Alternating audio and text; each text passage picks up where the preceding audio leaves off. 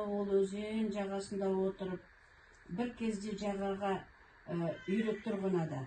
Жол алыс деді бір үйрек, тез тамақ жеңдер, сосын ұшамыз. Бұны бақа естіді. Кешіріңіз, қайда ұшасыздар, деді бақа. Оңтүстікке ұшамыз, деді бір үйрек.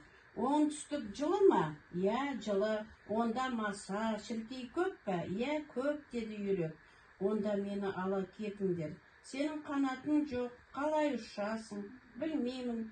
Бірақ тұра тұрыңдар, мен ойланайын, деді бақа. Бақа біраз ойланды, сосын таптым деп айғайлады. Екі үйрек таяқтың ұшынан тістейді. Мен ортасынан тістеймін. Аха, мінекей, мен ортасынан тістеймін дейді. Бірақ сендер қаңқылдамаңдар, мен бақылдамаймын, жарайды, дейді үйрек. Сөйтіп олар ұшты. Екі жақта екі үйрек, мінекей көрдің бе? Екі жақта екі үйрек, ортасында бақа. Бұл қызық көрініс болды. Бұны балалар көрді. Бақаны қараңдар деп айғайлады балалар.